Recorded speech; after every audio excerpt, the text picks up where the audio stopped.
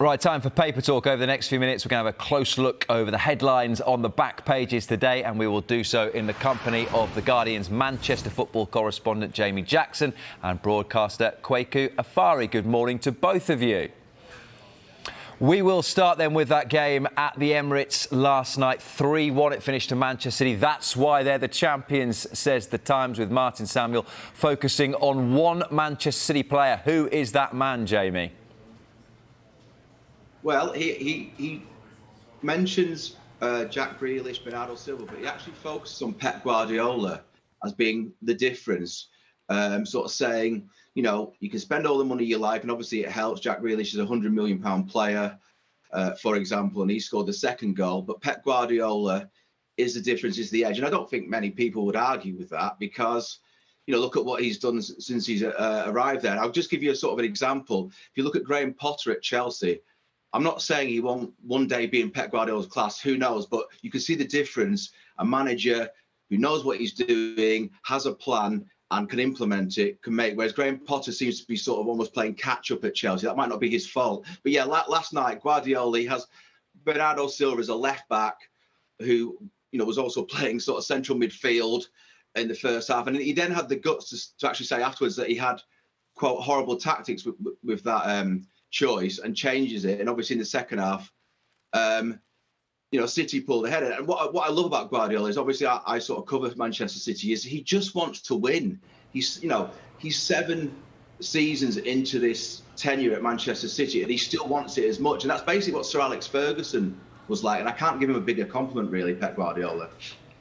Yeah, and last night really spoke to the genius, the mad genius of Pep Guardiola. Like you said, Jay, in the first half, he went formation that he didn't like. The second half, completely switched it, and we saw a change in the game from Man City's point of view. And football is a manager's game. These managers have to talk 3-4 times against the media. They have to face the criticism that teams aren't playing well.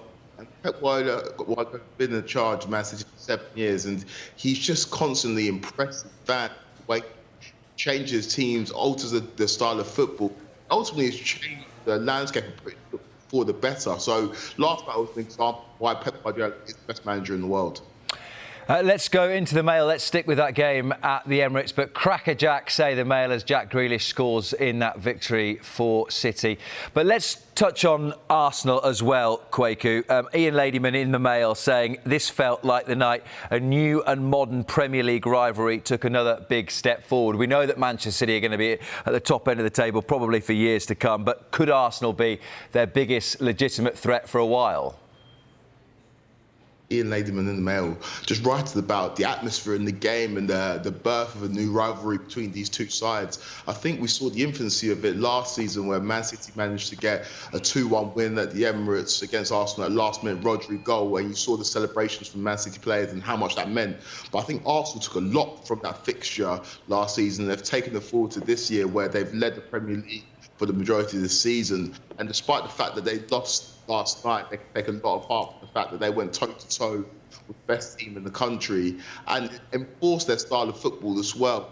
Obviously, Mikel Arteta's a protege of Pep Guardiola, and you can see elements of Guardiola within Arteta in terms of managers on the sideline, in terms of the way he sets his teams up. But this is an Arsenal team very much forged in the image of Mikel Arteta, and we're going to see a great battle between these two sides in years to come. Yeah, I mean, I have to agree. I was obviously watching the game, and in the first half, Arsenal basically disrupted Manchester City. You don't really see that too often. I think it was 40% they limited City to possession-wise in the first half. And yeah, I mean, it's a young team. So on the one hand, you know, I sort of men against nearly men was the way I sort of characterised that game in the end. But, you know, Arsenal, that means they will grow. This team will grow. And really, if you look at that game, you could argue there is a sort of centre forward, you know, who can sort of finish as ruthlessly as Erling Haaland away from winning it. Because sadly for Eddie Nketiah, you know, he missed 2 headers, I believe it was. And those are the fine margins. But yeah, I mean, if I'm an Arsenal fan, which I'm not, or just a neutral, which I am, you know, I'm loving the Arsenal team, you know, because it's refreshing to see a new team come along and basically challenging. And, you know, as Kwaku says, go toe-to-toe with this predominant Manchester City the last sort of 5, 6, 7 years. Sorry to do this to you, Quaker, but we're going to have to move on to talk about Chelsea beaten in Dortmund in the round of 16 first leg in the Champions League last night. Your colleague from The Guardian, Jamie Jonathan Liu, was there. As ever, a really worthwhile piece to read. There's always a line that makes you laugh. He described Marc Cucurella's performance. He said, by contrast, he wandered around like a man who just stumbled out of a house fire, which made me chuckle. But what else was the sort of premise of the piece from Jonathan after that defeat, Jamie? Yeah, obviously an excellent writer, Jonathan. And he also, there's many lines there, but he also sort of, the analogy he used was with regard to Potter's Chelsea, was it's almost been run via a Zoom call, sorry. So it's almost like done remotely at the moment, sort of not being dialed in. He didn't mean it disrespectfully, but it's all a little bit sort of hodgepodge, sort of learning as they go along. And I have to say, they spend all that money and they didn't buy an elite striker, which, you know, it's a little bit odd, really, because, you know, again, last night at Dortmund, who aren't doing great in the Bundesliga, you know, they're struggling a little bit, you know, they couldn't finish. So it's a work in progress. I'm sure they'll give him time. But, you know, you never know. You know, Todd Boehly and the rest of the owners might wake up one day and say, well, we spent £500 million total, I think it's north of that, and where are we? So who knows in football? I obviously want him to be given time, but it's great that an English manager, if I could put it that way, has been given a chance at a big club, because that hasn't happened in recent times. But yes, at the moment, you're looking at the results. Now, I've got to be honest, I'm sort of half expecting them to lose most games, or not, you know, sort of maybe eke a draw. So it is a work in progress. Yeah, it is a work in progress, and like Jamie touched on there, time is the key word. Chelsea have not been in great form. 2 wins in the last 14 games in all competitions isn't good enough for a team like Chelsea that are used to be perennial challengers for the major honours, both in Europe and domestically.